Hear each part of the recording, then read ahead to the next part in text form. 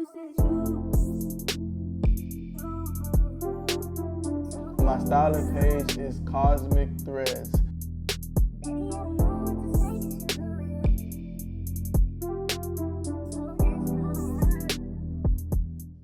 What's good beneath the silence? Welcome back to another episode of ours.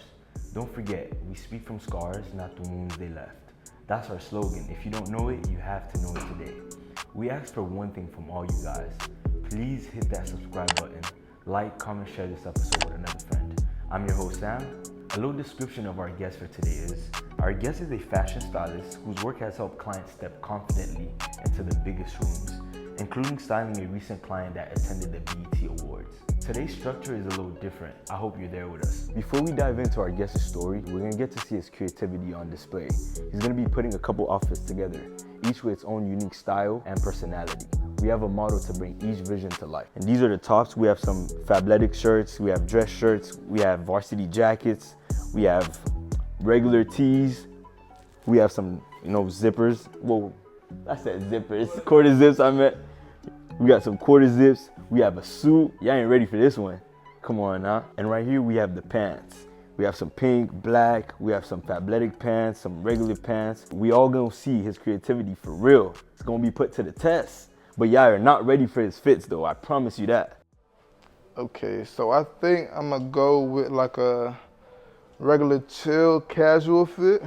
Typically, if Fabletics sends you like a tracksuit set of some sort, you'll probably style it, put the pants, easiest way, throw these. Maybe you could throw these on with it too, since it's going over. Yeah, go ahead and put this on just so I can see just the base of it before we switch it up. Yes, sir. Let's bring the vision I got to you.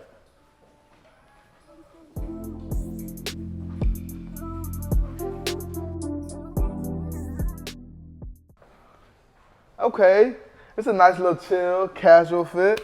I see that, but we're definitely gonna go ahead and elevate this, make it something that like somebody typically wouldn't wear. Okay. So let's add a little different spice to it. Typically, how I would, just so that way it's kind of out the norm, I'll elevate the look a little bit.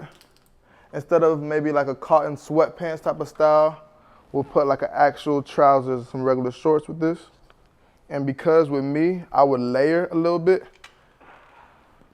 just to kind of add some different dimension and different hues. I like now the red. I like where you're going with that. Yeah. Yeah. So now at first, of course, the color blocking works with this well, only because it's not too matchy-matchy, but you kind of get that monochromatic look with the different hues of red in there. And then the khaki kind of pops out with this cream on this hoodie. So it's not always about being matchy-matchy, but necessarily kind of coordinated. Okay. And the white and grays will kind of tie in together. I think I'm ready to put that on. I'm not ready? gonna lie to you. I'm excited to put this one on. Oh, let's see it. Even though this is the first one, I'm excited to put this one. Oh, let's see But it. I've never looked at it like that. Come on. All right, so let's do it. I got you.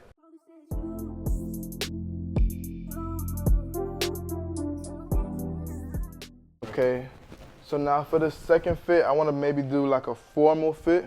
So typically if you are wearing a nice classic black suit, it's easier to kind of just go ahead and base it with like a solid color, white right underneath. Maybe even throw on a tie, which is not bad. Tie, matching socks, some shoes. This is not bad. Now, maybe if you want to give like a different look in the office for a day, drop the tie and still give that formal appearance. You can get rid of the blazer or the actual suit jacket. We could layer a quarter zip right over this, kind of have these unbuttoned a little bit. And what I like to do to add a little personality to it, I actually roll the cuffs of the shirt underneath right over to kind of give almost like a white lining on this quarter zip. So you'll see how that's paired. And of course, always when dressing formal, make sure you do have a belt to keep all your everything in place with your pants, shirt, whatever's being tucked in. And then, of course, some nice dress shoes. See all this put on. Hey, you were saying with the tie and everything. Yeah.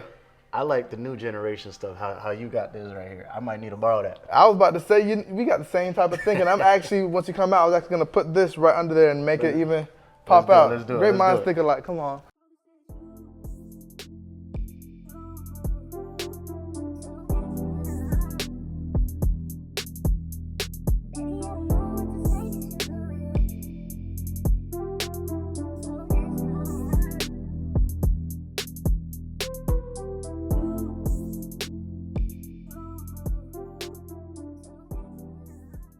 Let's do last one. Let's do a little streetwear with this one. Okay. Okay. Love this jacket right here. What jacket is that? Like, tell the people. Like, show them a little something with it. Hold on. Y'all see what's... Boy, you see that? him. But do y'all know who this is? That's him. You see this? On the sleeves, the leather. This is no joke. Get into the detail. This is quality. Invest into some quality pieces, y'all. Come on, Iverson. White Iverson. Ballin'. Okay. So I'm feeling this. Gotta bring these out too. With the Virgils, okay. We got to bring these out. Most definitely have to bring these out. And I think with this one, we might just get straight to it. You would typically, you can see this. This would be, honestly, a nice option. Black pants. This kind of gives that streetwear. But with this, I'm also not mad at this offset, even though the gray does not pop out in this jacket at all. It does pop out right here in this Nike swoosh. So that's where I could see where that collaboration is coming. Okay. And then with this, I would wear with either a white tee, a black tee, kind of keep it simple. But for right now, let's go ahead and see it with this white collar shirt. Let's see how this looks. I like it. Let's do it.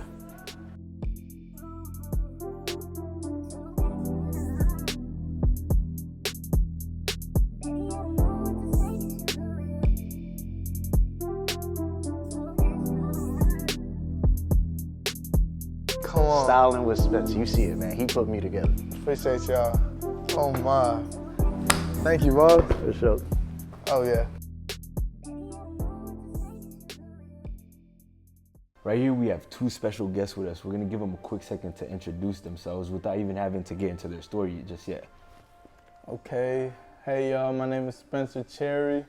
I was raised in Naples. I'm Haitian. And a passion of mine is styling some clothes. My name's Wendell.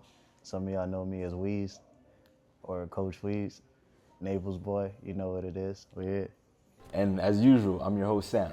We're gonna get straight into today's episode. So can you tell us a little bit about growing up? What did life look like growing up for y'all? Okay. I can answer that first. My mother and I, we moved here when I was in elementary school. She moved me and my sister here pretty young.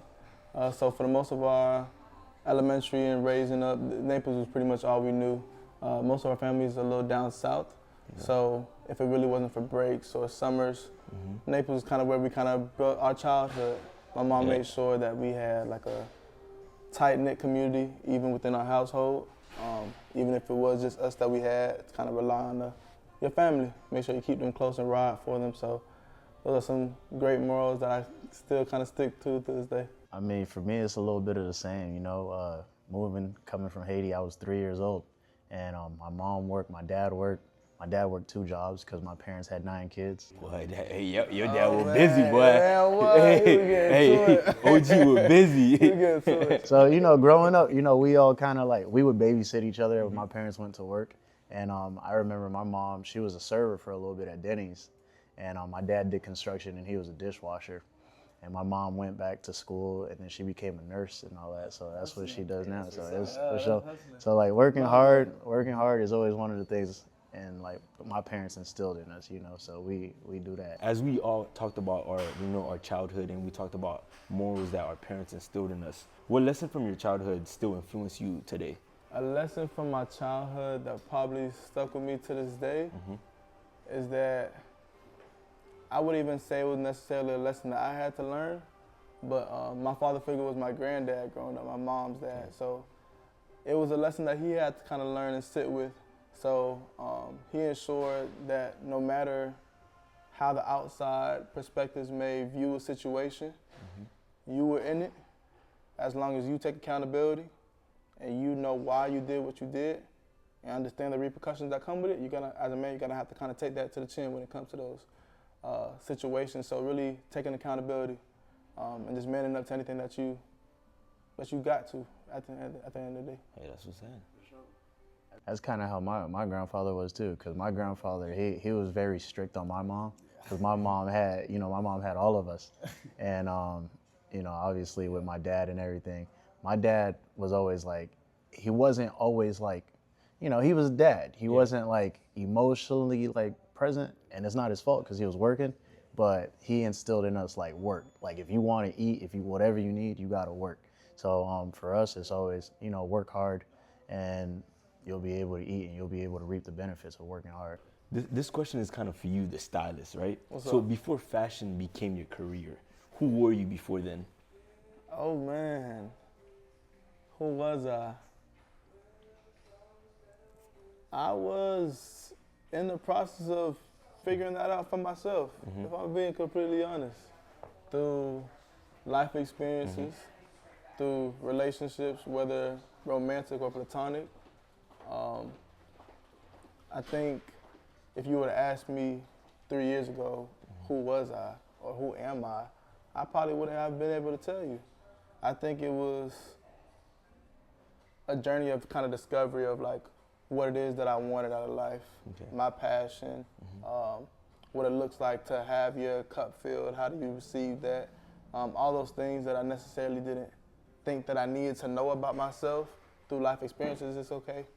These kind of trickle into those relationships. These trickle into your workplace and how you react to certain things. So I would say the whole process within itself was kind of discovering who I am, relearning who I am. It's important. Relearning the bad habits that I have too. Kind of goes back to accountability. Yeah. So I would say I'm still learning who I am, but I will say I'm God-fearing. I would definitely say I'm family-oriented. Yes, sir. And just goal-driven, just wanting more out of life. Yeah, that's That's what's where up. I'm at. So this question is gonna be for both of you guys. So as of right now, we all have career fields, right? Oh yeah. What made you guys choose those career fields? When did it click? Like, that's what I want to do. That's my thing. For me, I'm kind of in the educational field, if you guys didn't know. And for my end goal now is I'm working on my master's in educational leadership. And the goal is to be a principal or a dean. And that's what I've been doing, disciplined for the last 8 years. And to be real, I still don't even really know what I want to do. Like, if it's something I'll love, but, and that's really with, like Spencer said, getting to know yourself and understanding yourself and growing, you're going to continue to grow. You're going to continue to, be a better version of yourself as long as that's something you strive for. And I can see myself doing what I said, being a principal or a dean. And you know what's crazy? He gonna be a fly dean, Man, what? fly principal, Fly, boy. he be like, Fly. Hey, after the way he done tuned me up and fixed, you know what I'm saying? Now the ideas I got in my closet, when I'm getting ready and going to work, I'm gonna be like, hey, shit, But yeah, it's just always being able to grow and learning, and like that's my goal. And if there's something better that I feel like would better fit myself, I will do that. But in this time right now, that's what I feel like I'll be able to do.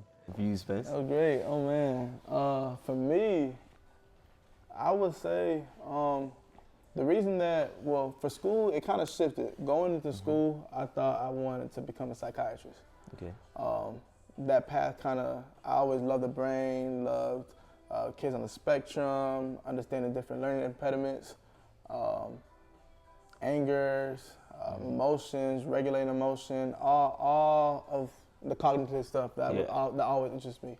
And then I lost like a close homie to me my sophomore year when we were 16. So that hit us hard. So it kind of really made us made me kind of want to dig deep into that a lot more until I kind of went to college and I kind of explored a little bit more, looked at different career paths, and I didn't want to kind of totally lose sight of psychology within itself, so I continued to keep that as a minor, but I majored in accounting.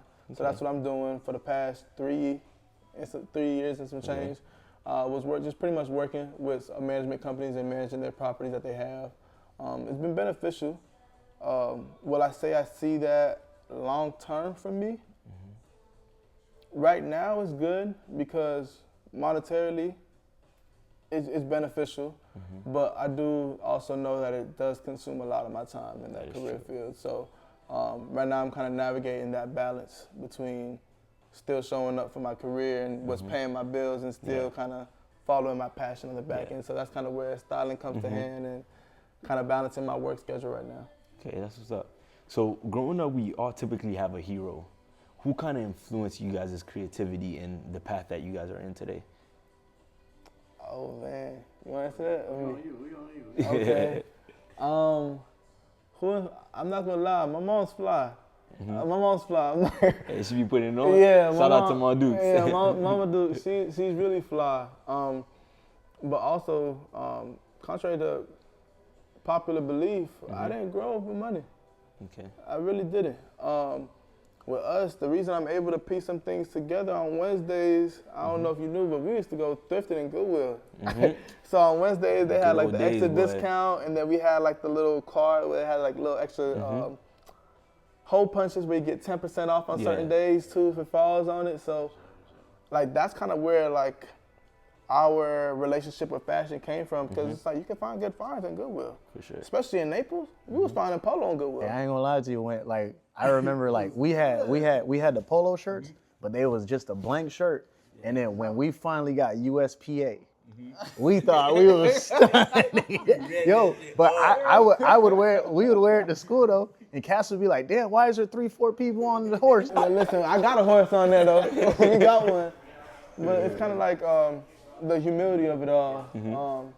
And just really appreciating the things that you do have. So my mom just kind of let us like have kind of free reign. And with me, I was never a small guy.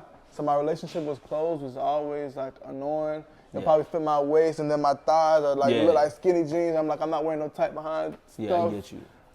Shirts will hug up my shirt, and then my belly, I'm there with the my thigh. So it just didn't make sense. So it was always kind of finding my size and finding the right silhouette. So that's kind of where my fashion taste came from. We all have a goal, and we want some type of reward at the end.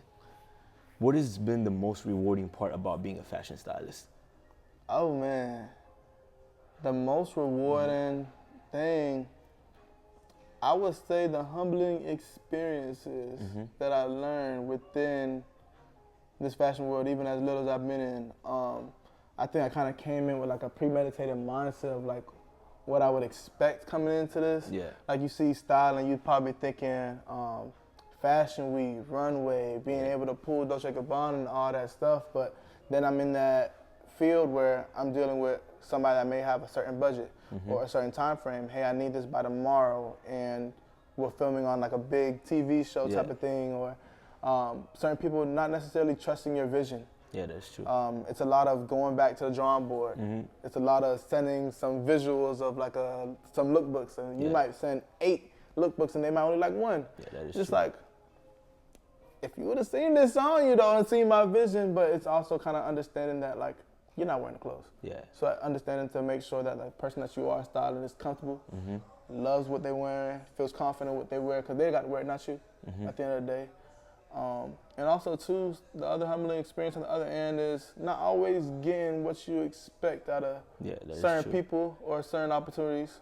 I think, one, I would not like to speak too much on the person, but I think God put opportunity in my hand just so that way I could experience a glimpse of what it could feel like. To expect, yeah, what to expect when being in these certain rooms. And it was just like, I was so eager and thought I was prepared. And God's like, okay, let me humble you real quick and see how prepared you actually are. Because I'm hard-headed. If y'all don't know, I'm hard-headed. So it's like, remain, like keeping that same discernment, understanding like God's timing and not being selfish, be like wanting to expedite that. Yeah, that's true. I think God's like, okay, I'll give you something, but you're gonna learn something on the back end. So that experience definitely humbled me, but I'm appreciative of that wholeheartedly, of that person, of those experiences.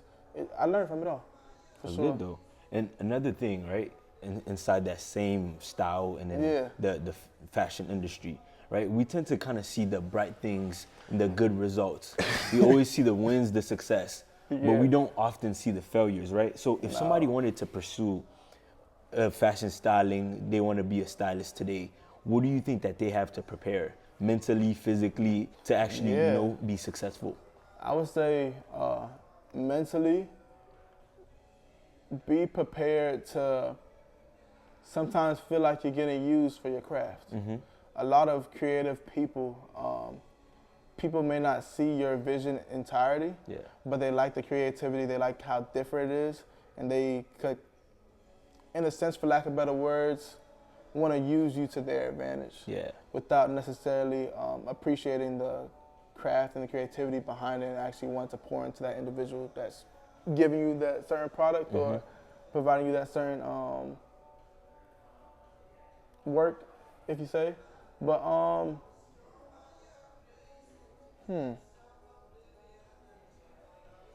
I would say prepare to feel like you're being used, but remember that it is a passion of yours. So stay in the fight.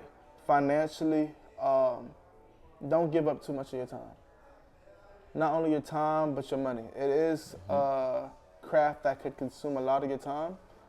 Dealing with individuals who want or expect certain things out of you, but also understanding that you need to be compensated for your time. You need to be compensated for what you're providing for them, because it's a service. Styling is a luxury service. At the end of the day, it's one less thing to worry about. You're not having to go, sometimes you're out there shopping for them with their card with a certain budget. Sometimes you're having to piece things from a closet like we did today. So I get you. Understand to be versatile. What's one mistake that kind of completely changed the way you approach life in general? I think being younger and compared to now, like when I was younger, and just don't be afraid to take a risk, you know what I mean? Whether it's something you're passionate about, something you want to try, something new, like whether it's investing, if you want to take a risk as far as like, you know, whatever the case may be. Like as you're younger, take the risk because that's going to allow you the experience. Yeah, it might not work this time. So now you come back, do something else and try something else. Because the first way it failed, now you could try a different way. And then as you get older, your risk tolerance, then you now adjust it to like, okay, I did this 5 years ago, it didn't work. Now I'm at a different point. I can do this, but now I'm gonna take these steps to make it that way. And that's kind of how, learning from the experiences. And that's kind of just how I look at it. And just take risks. The younger you are, take risk and try things, because you'll find your passion, you'll find what you enjoy. And if you're enjoying something while doing it, it literally becomes like a craft that you don't feel like you have to try too hard to do, you know what I mean? It just naturally comes for you. It comes naturally to you. On your end, what do you think? Say that question I'm one gonna more restate time. the question for you. So what's one mistake that completely changed the way you approach life? I wouldn't say it's necessarily a mistake, but my tendencies. Okay. I could come off a little rough, or like a little, like, I don't want to say standoffish, but like a little rough, so to speak. I get you. So I think part of that before, it came off as anger. Like I almost walked around like a angry kid. Like I was ready to snap, I was ready to fight. Like ain't nothing that somebody could tell me. It's just like, I'm ready to bite off. So I think that quick fuse and how that could be perceived to somebody, how that could come across, I think that was something that I definitely had to learn to dial back. Being content with life. That anger was source for something that's had nothing to do with me, something that I couldn't control. So understand to kind of let go of what you can't control and just give it to God. Have a peace of mind and a peace in your heart, wholeheartedly. So I would say like just my anger and how I approach certain things, I definitely take that into account. Okay, and we all kind of have that little young version of ourselves still living in us, like while we're old, you know? Like there's certain things that we do, and then we're like, shoot, bro, I remember my younger self wanted to do this so bad, but we couldn't. So what is an advice you would give to your younger self right now, if you could? Hey. I really am at the point where I just look at it like I'm still that person. Okay. But now I got money. You got the bread to fund it. Just obviously you grow up. That is true. And there's certain things you don't do, but I look at it where like I'm still like I love to have fun. Like, and I mean and I'm gonna have fun. You know what I mean? Because you can't go around life and just moping and mad about everything, and then having regrets because oh man, I didn't get to do this or I didn't get to do that. But nah, man, like do it, have fun. Take our time. Whatever you want to, whatever you liked as a child, somehow, some way, it's still gonna manifest itself. Like when you get older. And just you know, don't suppress your inner child because like it's gonna cause you to get older quick. And, but you know how the Haitians say, bro. Hey, right? them gray hairs will spawn on you quick. Because you're suppressing, you're stressing about like just feed the inner child and you have fun, do the stuff you really enjoy, and then run with it. Yeah. It's so funny that he said like you grow up quick because like even speaking about like, our past experience, I could kind of sometimes like visualize like I could see little me, like I could see. Like you me. have a little deja vu. Yeah, you know? a little bit. Like, I've been through this. Right, that's neat. But for me, I would say give yourself some grace. That's true. Take your time, and don't be so hard on yourself. I think I had like such high expectations out of myself that like nothing was superb until I reached that certain milestone that I set for myself. So allowing myself to fall down, pick myself up, and you know, kind of go through those growing pains. That expectation that I have for myself is kind of a battle of me versus me. Yeah, that is true. So I'm putting that own weight on my shoulders. So kind of when I just let go and just let life kind of just live through what God has for me in my path. I wish I could just tell that little man that for sure. And I promise you, God would not steer you the wrong way, bro. He never does. Come on. And as a fashion stylist, I believe that every piece you put is like a story. Yeah. Right? It's like a story. Yeah. So when you style somebody, what do you want them to feel when they have something that you styled on them? Honestly, like the rapport that I want to like build for myself, like I want them to feel, I keep saying elevated today, but like elevated. It's almost like a luxurious feel. You might be wearing something from Walmart, but the way it's pieced together, like it looked like it could be shot for a commercial campaign shoot or something like that.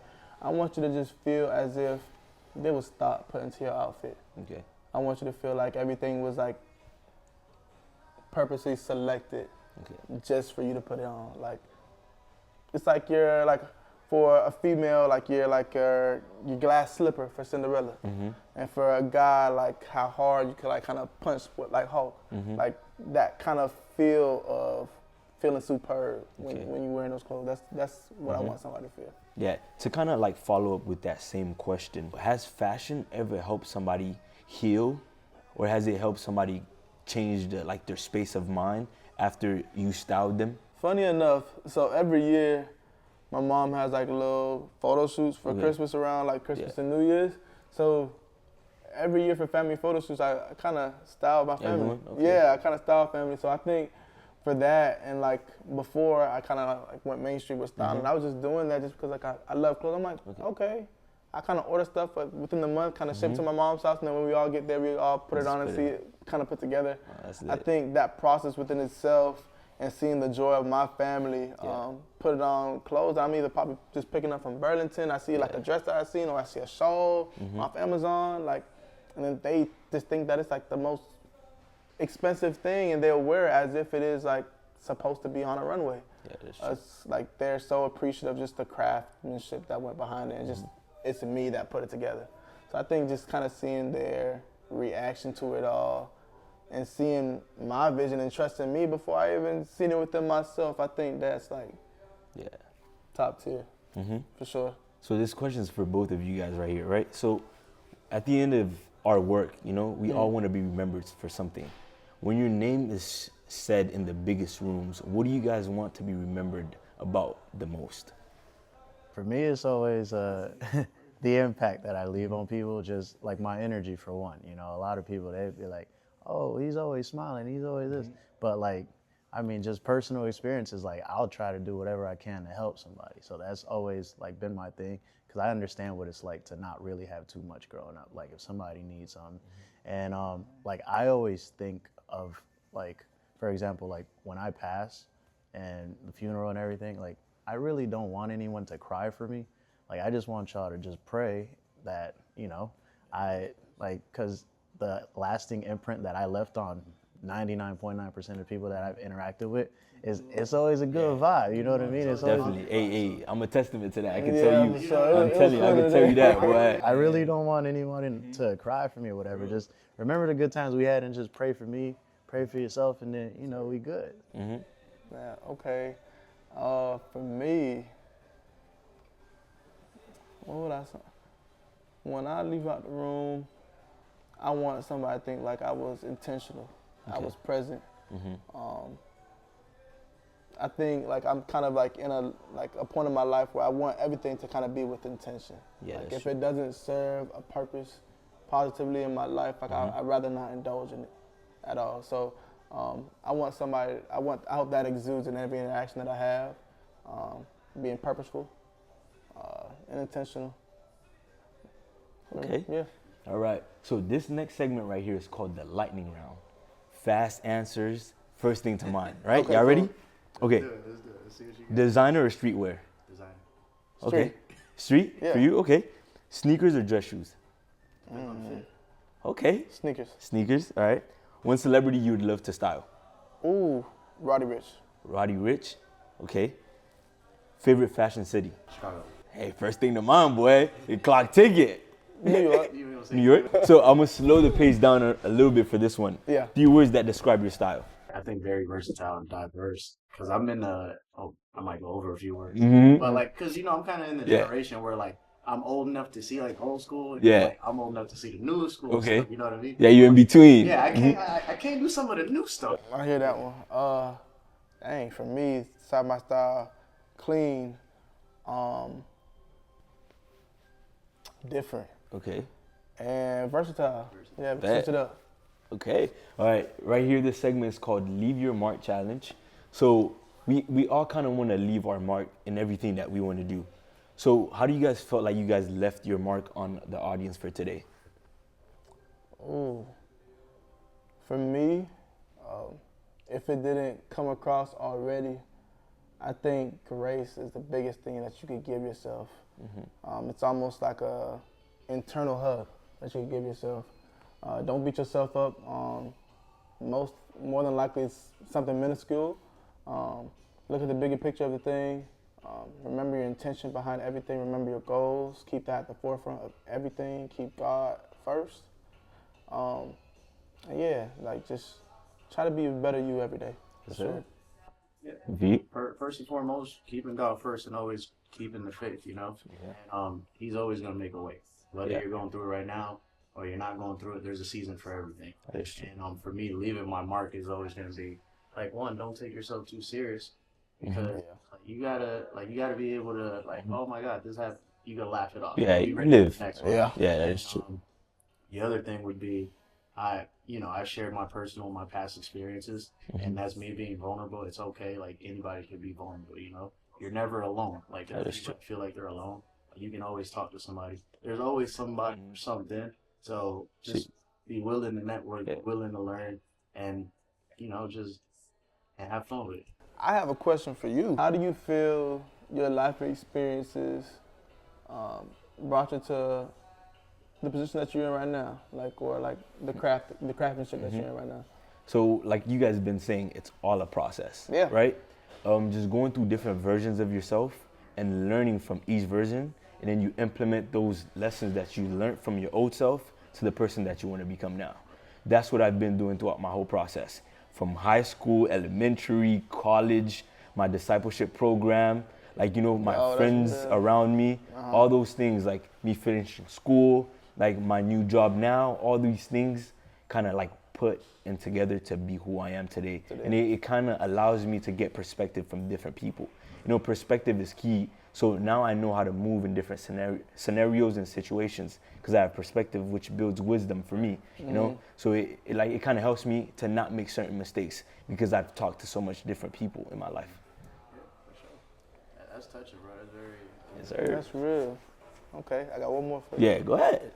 I know we talk about like our experiences and like you know what we learn from, but would you care to like maybe share like something that like will stick with you, like maybe like a past experience that like maybe was negative or something that you maybe contribute to that you know that you could have probably handled differently or appreciative, more appreciative of now of you going through it as opposed to when you was actually going through it, if that makes sense. Yeah, I get your question. So for me, I would kind of lead off with my testimony. Because, you know, I feel like me and Death, we kind of became friends at a point.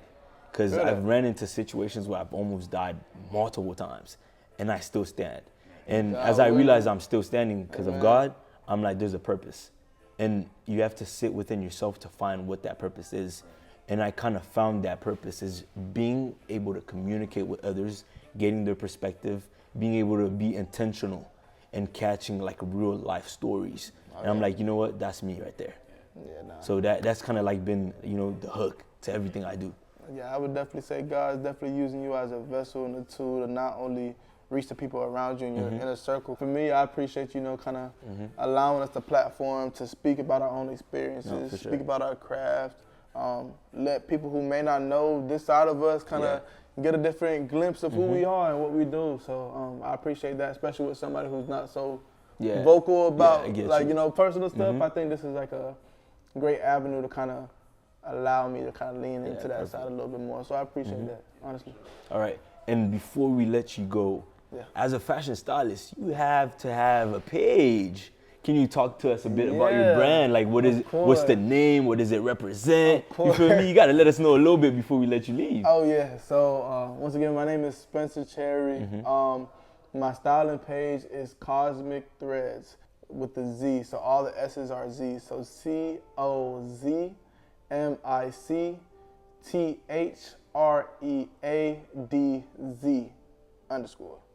Cozmicthreadz. That kind of just goes back to when you asked me how do I want somebody to feel, like that glass slipper feeling, like a cosmic feeling, like an unordinary feeling, like out of this world. You want to feel elevated. You want to feel like you're the only person that all eyes on you when you walk in the room. Like you feel like that motherfucker. Like that's your red carpet when you walk in that room. So I feel like I try to exude that in every outfit. Whether it's just a piece that may exude that or it might stand out, or maybe it's just the whole outfit as a collective. That's kind of where Cozmicthreadz kind of tied in. And yeah, you can kind of find me on Instagram, Cozmicthreadz_. And on there, mostly I'm starting to post my work. I worked with a few people within the industry. I hope to work with a few more. Hope more photo shoots, show my creativity, but grab some inspiration from my page too. I also post like lookbooks, so I don't care if you mimic it, pull something from it, make your own style. It's supposed to show versatility, whether you're going to a concert or if you're going on vacation. There's something on there for everybody, so take a look, scroll through, get some inspiration. I got some good music on some of the slides too, so vibe out, so show support. Yes, sir. And for you, Coach, last? You know what it is. It's Wendell. Check me out on Instagram. Wendell, WENDELL_BIHH. Mr. Fabletics, as they know. Yes, sir. Fabletics thing. Yes, sir. Courtesy of Fabletics. The wardrobe, you see it coming, everything. Come on. You know what it is, man. Keep pushing forward. Yes, sir. Now that we've came to the end of today's episode, man, I want to thank everyone for watching. I want to thank these two guys for coming out and giving us this beautiful segment right here. We really appreciate that. And that's what we try to create at Beneath the Silence. We try to get guests from different walks of life to kind of tell their story, tell experiences that shaped who they are today in order to impact you guys. And don't forget, we speak from scars, not the wounds they left. And to our audience, just always believe in yourself, because in order for somebody else to believe in you, you have to believe in yourself first. It was us, Beneath the Silence, here with you guys. Until next time, peace.